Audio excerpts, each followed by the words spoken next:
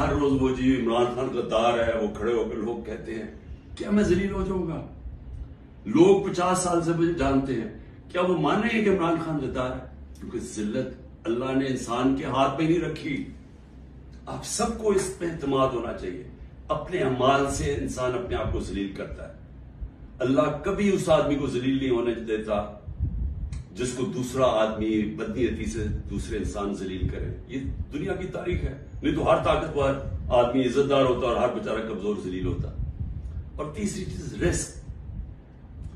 مجھے یہ اعتماد ہے کہ میرا جو ہے جو بھی ہے وہ اللہ نے دینا، محنت میں کروں گا، محنت میں پوری کرتا ہوں، لیکن رزق اللہ دیتا ہے۔ تو یہ جو گھر توڑ رہے ہیں، لوگوں کے ڈرا رہے ہیں، دھمکا رہے ہیں، اس کا مقصد ہے کیا؟ کہ لوگوں کے رزق کے اوپر جا رہے ہیں نا، لیکن اللہ نے تو کہا وہ یہ میرے ہاتھ میں ہے۔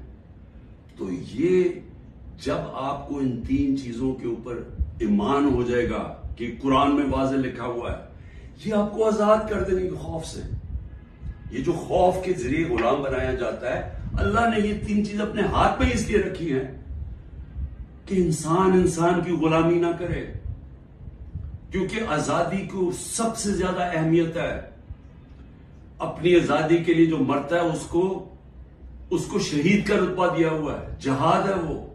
اور شہید پیغمبروں کے بعد رتبہ آتا ہے شہید کا، جو اپنی آزادی کے لیے کھڑا ہوتا ہے۔ یہ ہم اپنی آزادی کے لیے کھڑے ہیں۔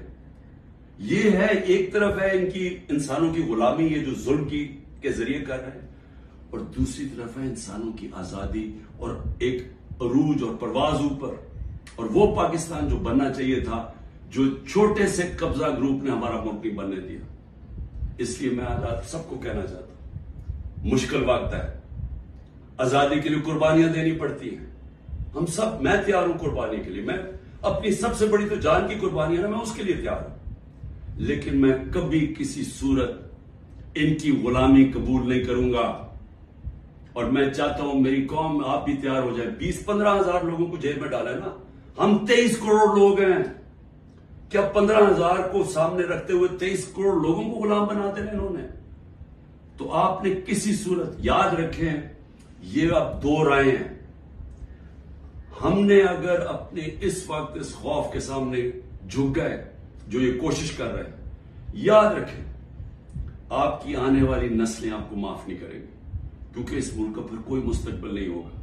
جس طرح آج لوگ چھوڑ کے جا رہے ہیں ملک، نا امید ہو کے پروفیشنل جا رہے ہیں، اس طرح جو یہاں رہ جائیں گے وہ ہمیشہ یاد رکھیں کہ ہمارے جو بڑے تھے، اور میرے بھی، ہم جب بڑے ہو رہے تھے وہ بھی کبھی کھڑے نہیں ہوں اس غلامی کے خلاف، کیونکہ وہ انگریز کی غلامی کے عادی ہوئے تھے۔